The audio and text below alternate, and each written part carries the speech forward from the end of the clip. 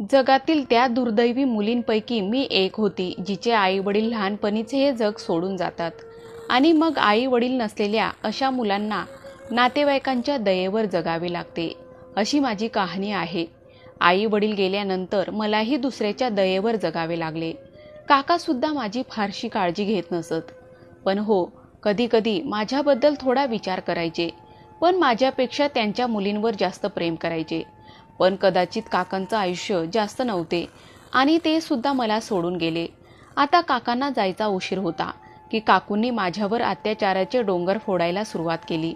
घरातील मोलकरीण काढून टाकली आणि घराची सर्व कामे मी करायची. त्यावेळी मी फक्त 18 वर्षाची होती. मी आधीच बेसहारा झाली होती. मजबुरीत काकू जे सांगायची ते मी करायची. काका गेल्यानंतर काही वर्षांनी काकूच्या घराची परिस्थिती बिघडू लागली. घरात पैशाची कमतरता भासू लागली होती. घरात मी सुद्धा काकूला ओझं दिसू लागली. काकू मला प्रत्येक गोष्टीवर टोमणे मारायची की पांढऱ्या पायाची, तुझ्यामुळे आमच्या घरात उपासमारीची वेळ आली आहे. आधी तुझ्या आई वडिलांना खाल्लं आणि नंतर माझ्या नवऱ्याला. मी मजबूर होती, काही करूही शकत नव्हती. काळाच्या ओघात मी तारुण्याच्या उंबरट्यावर आधीच पाऊल ठेवले होते. तेव्हाच एका नाती जुळवणाऱ्याने काकूंना एका मुलाचे स्थळ सांगितले आणि मुलाकडून मोठी रक्कम मिळवून देण्याचे आश्वासन दिले आणि कोणत्याही प्रकारची हुंड्याची मागणी केली नाही. काकूंना तर खजाना मिळाल्यासारखे झाले होते. त्यांनी फारसा विचार न करता त्या मुलाशी माझे नाते निश्चित केले. माझे लग्न पैशासाठी काकूंनी लवकर करून दिले. माझ्यासाठी लग्नाचे कपडेही मुलाकडून आले होते. त्यामुळे मला खूप आनंद झाला की मला एवढा चांगला सासर मिळाला की त्यांची कोणतीही मागणी नाही. पण लग्नाच्या पहिल्याच रात्री माझ्या सर्व आनंदावर दुःखाचे डोंगर कोसळले जेव्हा मला माझ्या नवऱ्याबद्दलची अशी हकीकत कळाली, जे ऐकून माझ्या डोक्यावर आभाळ तुटून पडलं. लग्नाच्या रात्री पतीची वाट पाहत बसली होती. काही वेळाने श्याम खोलीत आला. मी खाली मान घालून बसली होती. तो येऊन माझ्या जवळ बसला. पण मला काहीतरी संकट येण्याचा भास झाला. त्याने मला विचारले, मी कशी दिसते? म्हणून मी आश्चर्याने त्याच्याकडे बघत म्हणाली, तूच पदर उचल आणि बघ मी कशी दिसते. मग तो हसायला लागला. मला त्याचे असे हसणे समजले नाही की तो का हसतोय आणि माझा पदर का उचलला नाही. तेव्हा मीच पदर वर करून त्याला पाहिले तर तो समोर बघत होता. तो माझ्याकडे बघतही नव्हता. म्हणून मला खूप वाईट वाटले. मी त्याला म्हणाली, तू माझ्यावर रागवला आहेस का? माझ्याशी लग्न करून खुश नाही, जे तुम्ही माझ्याकडे बघतही नाही? तो पुन्हा हसायला लागला. मला त्याच्या वागण्यात काहीतरी विचित्र वाटले. मला समजले नाही की तो असा का हसतोय. मला वाटले की तो या लग्नाला खुश नाही. कदाचित तो दुसऱ्या मुलीला पसंत करत असेल आणि त्यांनी जबरदस्तीने माझ्याशी लग्न केले म्हणून तो हसत होता. मी त्याला विचारले, तुम्हाला कोणी दुसरी मुलगी आवडते का? तर तो पुन्हा हसायला लागला. आता माझं डोकं दुखायला लागले होते की ही कोणती पद्धत झाली आपल्या पत्नीशी बोलायची. आणि मी तुला आवडत नव्हती तर सांगितले असते. माझे मन खूप उदास झाले. माझी एवढीच इच्छा होती की त्यांनी एकदा माझा चेहरा बघावा, तर कदाचित तो त्या मुलीला विसरेल जिच्याशी तो प्रेम करत होता, किंवा काहीही झाले तरी माझा चेहरा पाहून ते सर्व विसरून जाईल, कारण मी खूप सुंदर आहे. पण तो समोरच्या ड्रेसिंग टेबलकडे पाहत होता. त्याने माझ्याकडे एकदाही पाहिले नाही. मी या विचाराने इथे आली होती की मी माझ्या नवऱ्याची आणि सासरची इतकी सेवा करेन की मला काकूकडे परत जावे लागणार नाही. तुला कोणी सांगितले नाही की मी बघू शकत नाही? मी आश्चर्याने त्याच्याकडे पाहू लागले. मग मी म्हणाले, श्याम, ही वेळ मजाक करायची नाही. मला असे मजाक अजिबात आवडत नाही आणि तुझ्याबद्दल असे बोलणे मला सहन होणार नाही. देव नेहमी तुझ्या दृष्टीचे रक्षण करो. तुझे प्रेम माझ्यासाठी देवाच्या पूजेपेक्षा काही कमी नाही.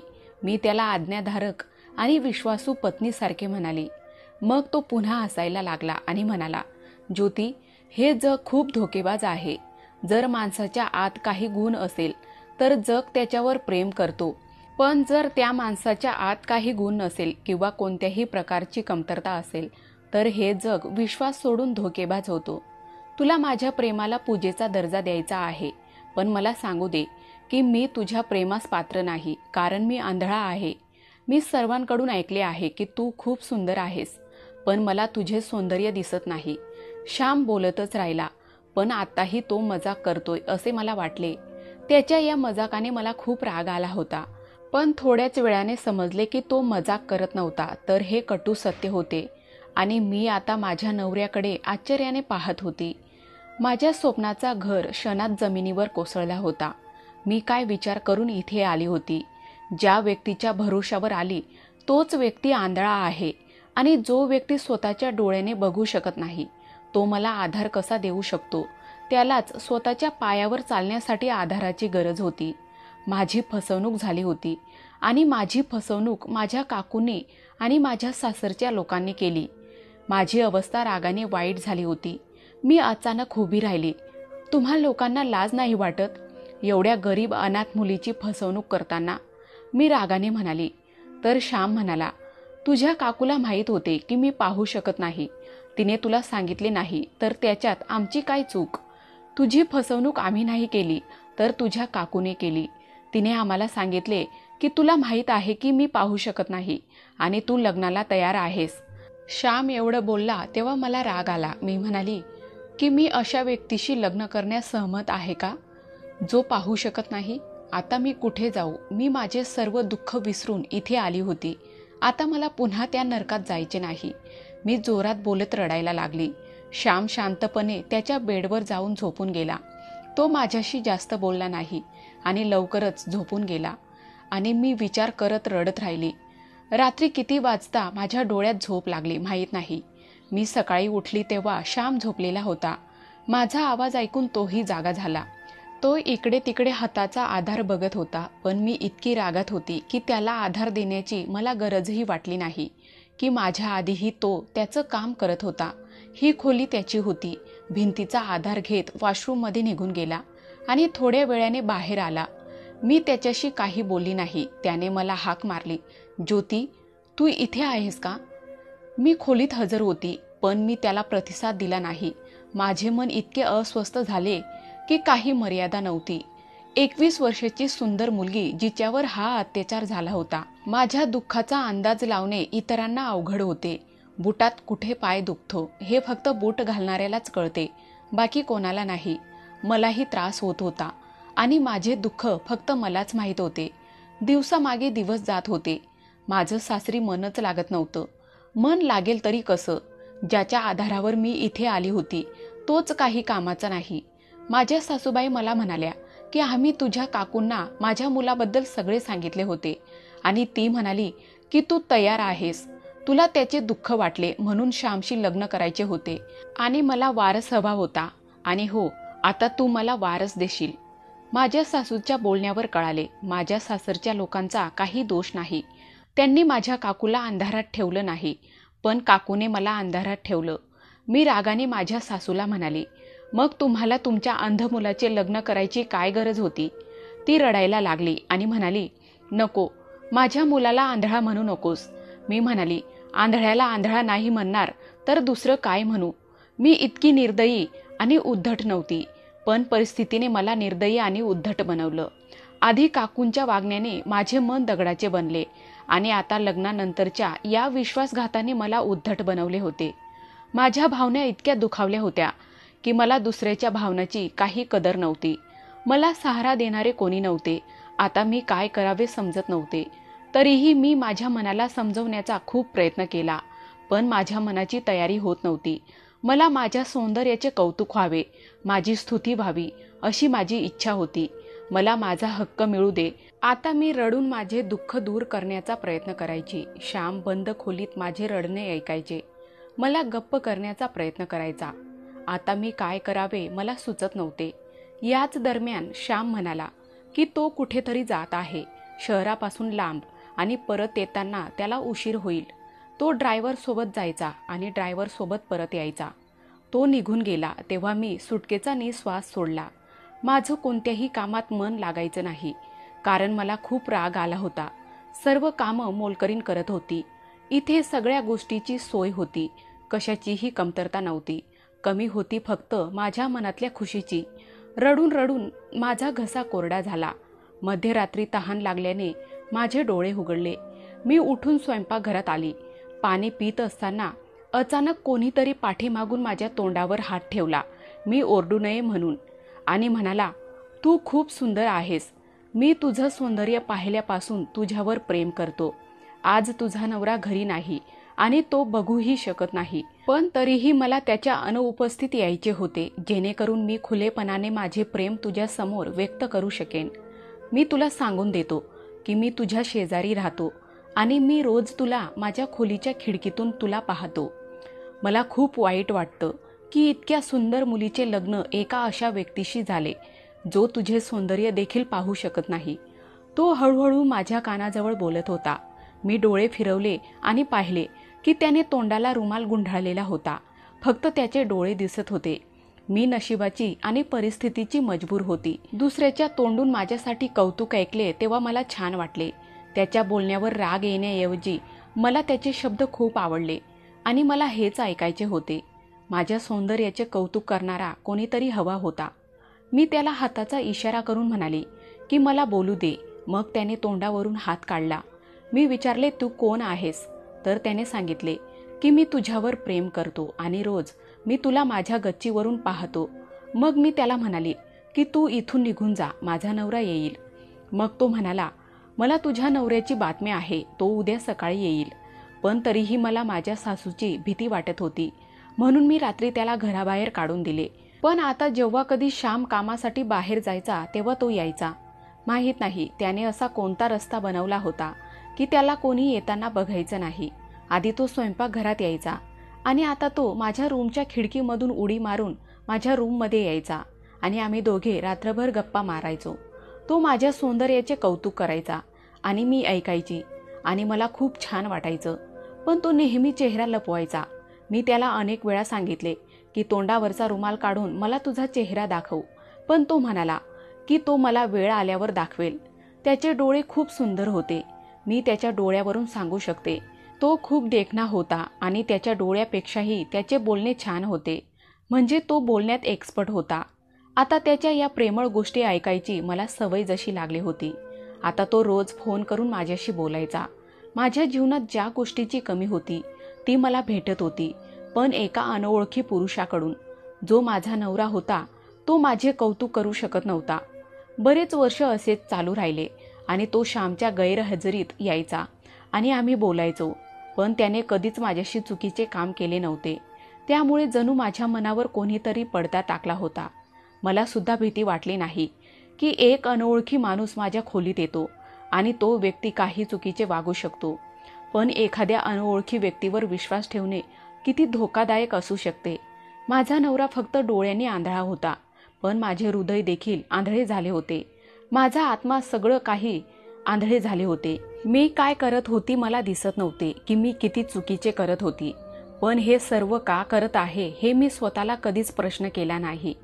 एका रात्री आम्ही बोलत होतो तर श्यामचा मेसेज आला की तो पोचणारच आहे. मी हैराण झाली की तो अचानक कसा आला. मी त्याला कुठेतरी लपायला सांगितले, कारण श्यामच्या गाडीचा आवाज येत होता आणि तो गेटमधून आत आला होता. तो म्हणाला, मला लपायची काय गरज आहे, तुझा नवरा तर पाहू शकत नाही. हे ऐकून मी पण हसली. मी म्हणाली, खरंच, जेव्हा त्याला दिसत नाही मग लपायची काय गरज आहे. मग तो म्हणाला, मी जातो, आणि तो निघून गेला. श्याम थोड्या वेळाने आला. मी काही बोलली नाही आणि झोपायला गेली. मी लाईट बंद करून झोपायचा प्रयत्न करत होती, पण मला समजले की श्याम झोपला नव्हता, तो बसला होता. मग अचानक म्हणाले, ज्योती, तुला माहीत आहे, माझे वडील पण आंधळे होते आणि माझी आई पण दिसायला तुझ्यासारखी सुंदर होती. माझ्या आईने घरच्यांच्या दबावाखाली माझ्या वडिलांशी लग्न केले होते, पण तिच्या आत नेहमीच एक खंत होती आणि तिला एका अंध व्यक्तीसोबत जगणे खूप कठीण वाटत होते. माझा जन्म झाला तेव्हा तिचे मन माझ्यात रमून गेले, पण काही वर्षांनी तिने तिचं मन दुसरीकडे वळवलं. वडिलांच्या गैरहजेरीत एक माणूस रोज आमच्या घरी यायचा आणि माझी आई त्याच्याशी बोलायची आणि मी ऐकायचो, पण मी काही बोलायचो नाही. श्यामने हे शब्द बोलताच माझा जीव जसा निघून गेला. ही तर माझीच कहाणी होती जी मला ऐकवली जात होती. म्हणजे माझ्या सासूलाही हा त्रास सहन करावा लागला होता. माझ्या सासूने तिच्यावर झालेल्या त्रासाचा बदला घेतला हे मला का समजले. श्याम पुन्हा बोलू लागला. माझे बालपण संपले आणि मग माझे तारुण्य आले आणि तो माणूस कुठे निघून गेला माहीत नाही. आणि मग माझे वडील हे जग सोडून गेले आणि त्यानंतर मी आणि माझी आई एकटे राहिलो. पूर्ण आयुष्य माझ्या वडिलांना हे कळू शकले नाही की त्यांच्या गैरहजेरीत कोणीतरी त्यांच्या घरी येतो आणि त्यांच्या बायकोशी बोलतो. तेव्हा माझी आई इतकी उद्धट झाली होती की त्यांना माझ्या वडिलांची उपस्थिती किंवा अनुपस्थितीची काही फरक पडत नव्हते. तो माणूस माझ्या वडिलांसमोर आमच्या घरी यायचा आणि माझी आई त्याला दुसऱ्या खोलीत घेऊन जायची. त्यांच्या बोलण्याचा आवाज मला ऐकू यायचा कारण माझी खोली माझ्या आईच्या शेजारी होती. मला माझ्या वडिलांसाठी खूप वाईट वाटायचं. मी त्यांना काहीही सांगितले नाही. तुला माहीत आहे, मी जन्मापासून आंधळा नव्हतो. मी माझ्या लहानपणी पाहू शकत होतो. मी माझ्या डोळ्यांनी माझ्या आईच्या हालचाली पाहायचो. हळूहळू माझी नजर कमी होत गेली कारण मला हे अंधत्व माझ्या वडिलांकडून मिळाले होते. मी बालवयात पोचलो तेव्हा मी पूर्णपणे आंधळा झाला होता, पण त्याबद्दल मला वाईट वाटले नाही. मी आनंदी होतो की माझी आई काय करते ते मी यापुढे पाहू शकणार नाही. मग मला समजले की मी हे सर्व करू नये.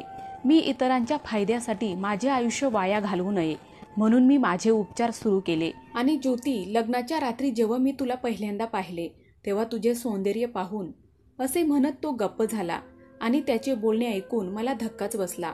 तो आंधळा होता, मग त्याला माझे सौंदर्य कसे दिसले? मी एक झटक्यात उठून बसली आणि अंधारात त्याच्याकडे पाहत राहिली, जो सावलीसारखा दिसत होता.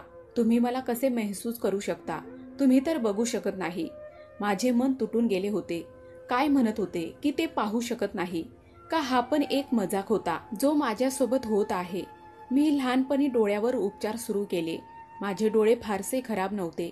अल्प उपचारात ऑपरेशन करून माझी दृष्टी परत आली होती आणि त्याच वेळी माझ्या आईने माझे लग्न करण्याचा निर्णय घेतला आणि मी तिचा निर्णय शांतपणे मान्य केला. तुझा फोटो माझ्या आईने मला दाखवले नाही कारण ती अजूनही मला आंधळा समजत होती आणि मीही तिला काही बोललो नाही.